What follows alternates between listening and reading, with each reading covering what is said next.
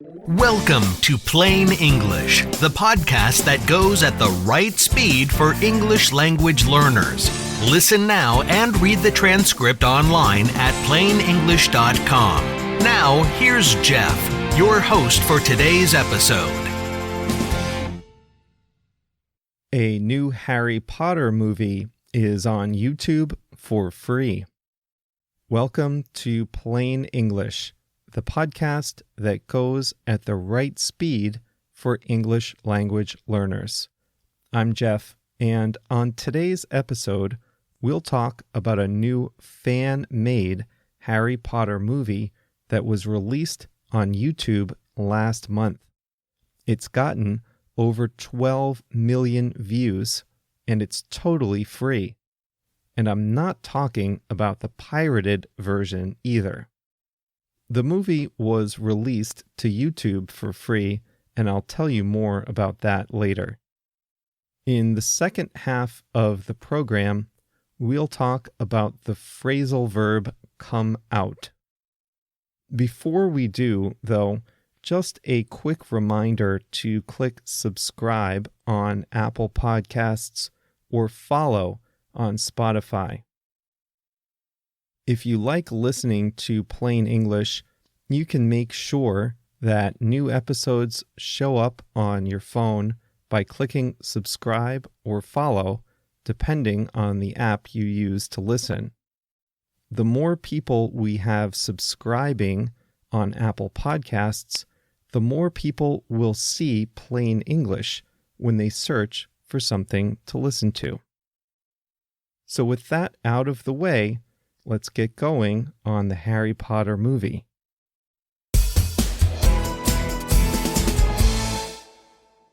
If you just can't get enough of the Harry Potter series, you're in luck. A new film about Tom Riddle and his progression into the Dark Lord Voldemort was released on YouTube for free. Now, this one is a little different than what you might be imagining. First of all, it's not written by J.K. Rowling and was not produced by a major Hollywood studio. Instead, it was written and produced by a group of fans, true fanatics of Harry Potter.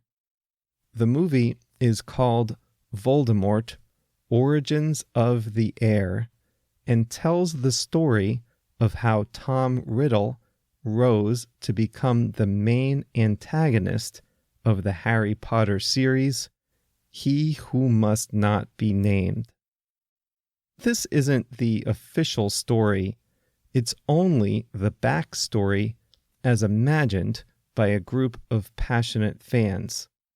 And as a fan-produced movie, it's definitely not the same quality you're used to seeing at the movies.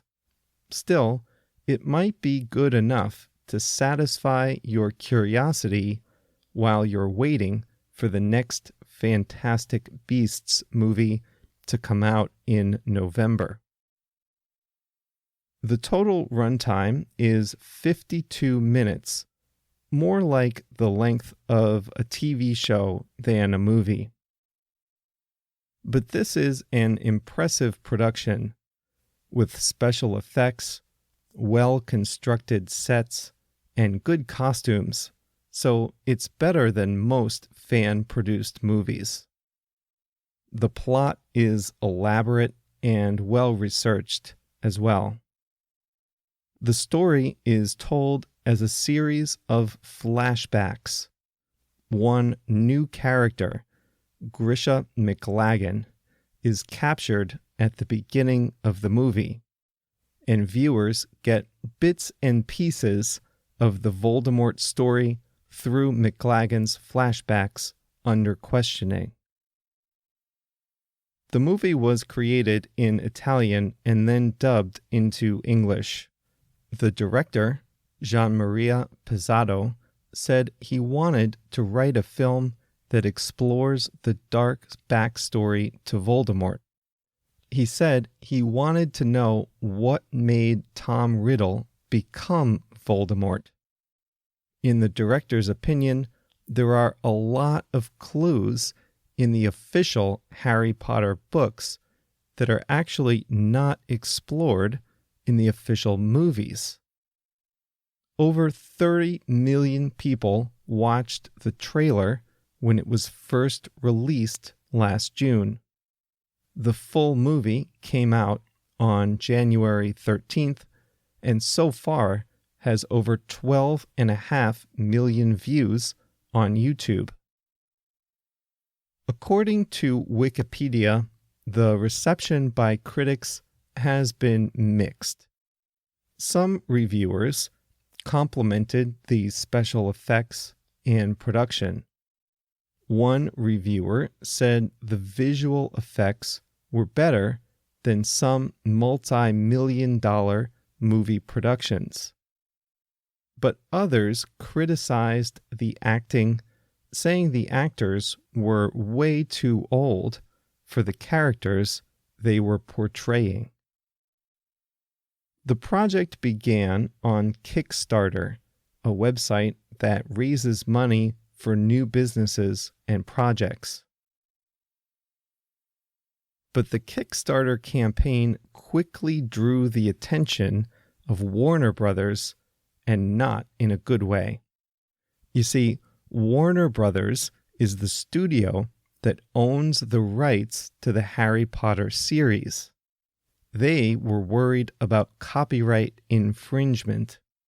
The director of the movie said he had a confidential call with Warner Brothers, which eventually agreed to let the fan movie go forward, but on a non-profit basis only. That's why the movie is free on YouTube instead of being offered for sale.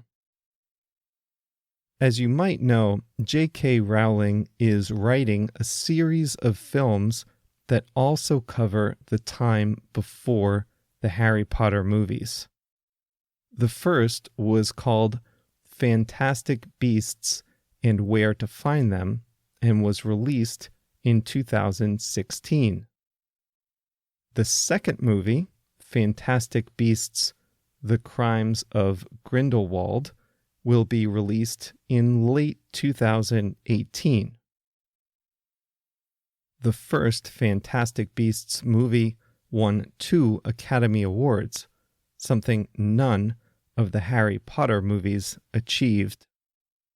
There are expected to be 5 Fantastic Beasts movies in total.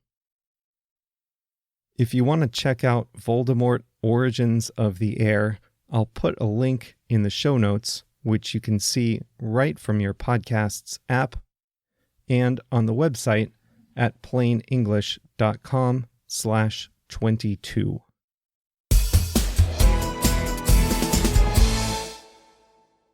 I want to say a big thank you to Myra for suggesting today's topic.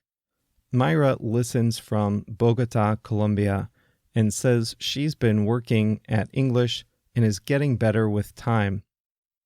That's how it works. It takes time and practice, right?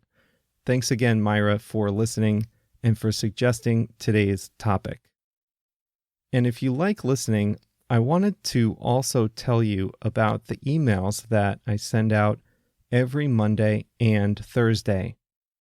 The emails include a summary of the new episode, links to the English articles that I use to prepare the show, and an explanation of an additional word or phrase.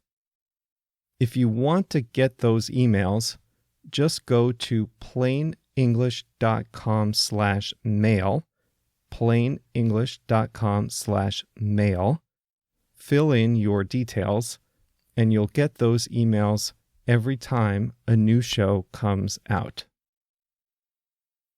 Well, speaking of come out, that is actually the word we're going to talk about in depth today. Come out has at least 8, if not more, distinct meanings. I thought there were like one or two meanings. But after thinking about it and doing some research, I found that there are a lot of different ways to use this one phrasal verb. But to avoid confusing you, I'll try to explain just one or two ways of using it, similar to how I used it earlier in the show. Voldemort, Origins of the Heir, came out on January 13th. You remember that this is the new Harry Potter movie, and you probably realized from the context that the movie was released on January 13th. That's a pretty easy use of come out. It's not hard to understand what it means, but I wanted to share the range of ways you can use come out in this sense. You can use it to describe almost anything in the media. Books, movies, TV shows, newspaper articles, hey, even podcasts, right? Plain English, as you know, is a podcast for English learners that comes out every Monday and Thursday. I'm about to finish watching Season 5 of the Netflix show called Orange is the New Black.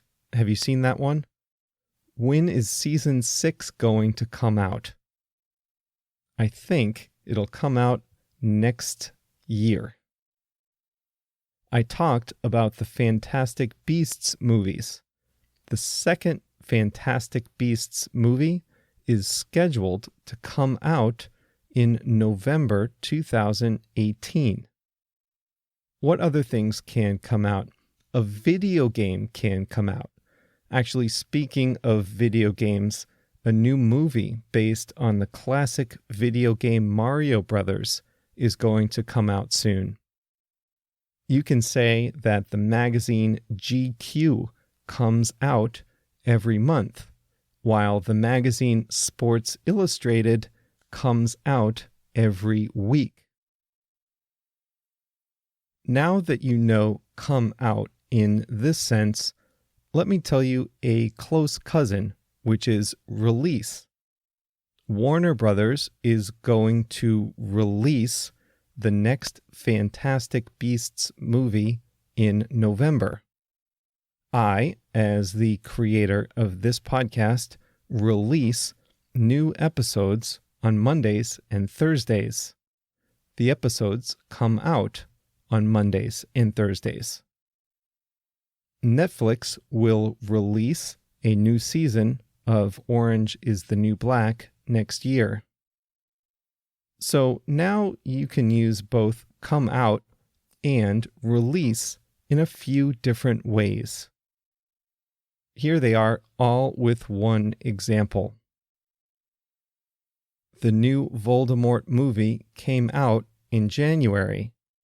The producers released it on YouTube. And in the passive voice, you'd say, the Voldemort movie was released on YouTube in January. Phrasal verbs are hard, aren't they? And remember, that's just one of the many, many ways to use come out. I don't think I had a full appreciation for how hard phrasal verbs are until I started creating this podcast.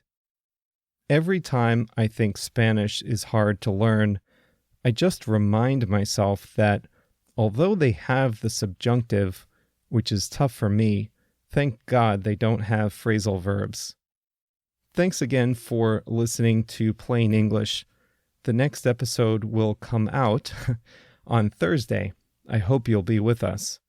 If you want to send a note to me about the show, you can reach me on Facebook and Twitter under the username Plain English Pod and by email at jeff@plainenglish.com, jeff@plainenglish.com. And don't forget to click subscribe or follow wherever you listen. Thanks again for listening. See you on Thursday.